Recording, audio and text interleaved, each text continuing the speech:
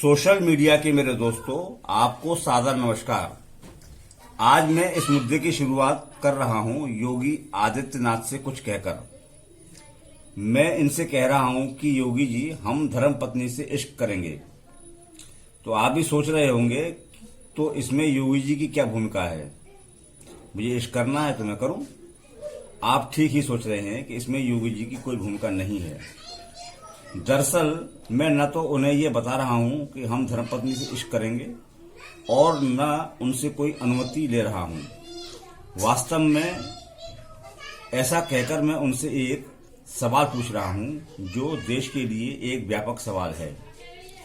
बतौर मुख्यमंत्री योगी आदित्यनाथ ने पिछले साल 18 फरवरी 2024 को विधानसभा में एक अजीब सा वक्तव्य दिया था।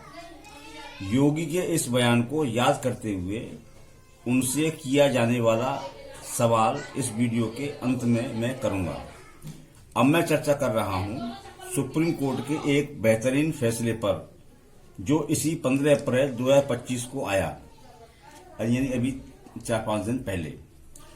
कायदे से तो इस फैसले पर व्यापक चर्चा होनी चाहिए थी, पर इस पर कोई चर्चा खास हुई नहीं।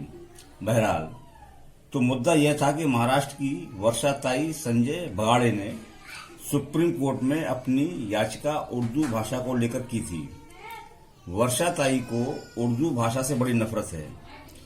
उन्हें अकोला जिले के पाटोर नगर परिषद के एक बोर्ड पर मराठी के साथ साथ उर्दू की मौजूदगी बड़ी नागवार गुजरी।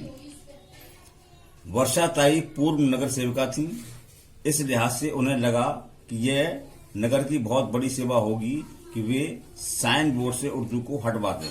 यानी उनको केवल यही एक बहुत बड़ी सेवा लगी। नगर की जो और सेवाएं हैं लोगों की, उनकी तरफ उनका कोई ध्यान नहीं था। खैर, उनके पास हथियार के रूप में महाराष्ट्र लोक प्राधिकरण अधिनियम भी था। इस अधिनियम के तहत कोई भी साइन बोर्ड मराठी भाषा में अनिवार्य रूप से लिखा होना चाहिए। अब जब कानून था तो वर्षाताई ने कानूनी लड़ाई लड़ने के लिए अदालत का रुख किया, लेकिन उनकी मांग को खारिज कर दिया गया। कानूनी लड़ाई का रास्ता हर नागरिक को यह हिम्मत भी देता है कि हारो मत, हार मत मानो, आगे बढ़ो। तो वर्षाताई ने भी सोचा कि हार क्यों मानूं। वे अपने इस बेतुकी और नफरती मांग को लेकर बॉम्बे हाईकोर्ट पहुंच गईं। मगर हुआ यह कि उनकी यह मांग यहां भी खारिज कर दी गई। वर्षाताई परेशान तो हुई, फिर भी उनमें यह आशा बनी हुई थी कि क्या पता सुप्रीम कोर्ट उनकी बात को समझ ले।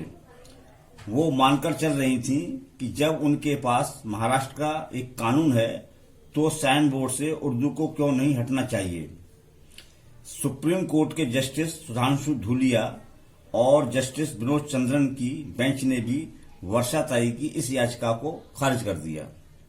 बेंच ने साफ तौर पर कहा कि महाराष्ट्र लोक प्राधिकरण अधिनियम यह तो कहता है कि साइन बोर्ड पर मराठी अनिवार्य तौर पर हो, लेकिन वह किसी अन्य भाषा के भी उपयोग पर रोक नहीं लगाता। चूंकि नगर परिषद के बोर्ड पर मराठी के साथ साथ उर्दू का भी उपयोग किया गया है, अतः उर्दू को हटाने की कोई तुक नहीं है। सुप्रीम कोर्ट ने कहा कि संविधान में मराठी और उर्दू दोनों भाषाओं को समान दर्जा प्राप्त है, इसलिए भी उर्दू से कोई परहेज नहीं किया जाना चाहिए। सर्वोच्च न्यायालय ने तथ्यों को और पैना बनाते हुए कहा कि भाषा एक समुदाय, एक क्षेत्र और लोगों की होती है, किसी धर्म की नहीं। उर्दू का इस्लाम से कोई संबंध नहीं है। यह भाषा भारत में जन्मी, भारत में ही इसने विस्तार पाया।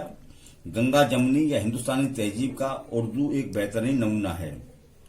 वर्षाताई की यह कैसी मूर्खता थी कि इस बात को समझने के लिए वो 5 साल तक अदालतों में भटकती रहीं।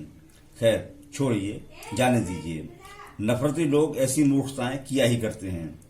हालांकि नफरत तो किसी धर्म, जाति या क्षेत्र के आधार पर किसी इंसान से भी नहीं की जानी चाहिए, लेकिन दुनिया की किसी भी भाषा से नफरत करना बेहुदा पागलपन है।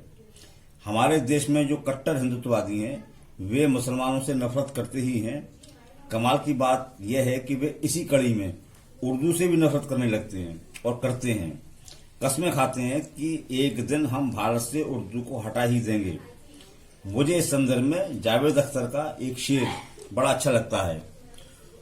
वो कहते हैं कि उर्दू को एक रोज मिटा देंगे जहां से, उर्दू को एक रोज मिटा देंगे जहां से, ये बात भी कम वक्त ने उर्दू में कही।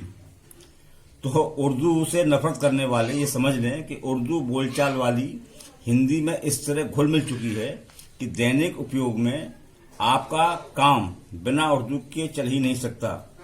हिंदी और उर्दू का जो एकीकरण है वह इसलिए और पुख्ता है, इसलिए और मजबूत है कि उर्दू का व्याकरण हिंदी का ही है।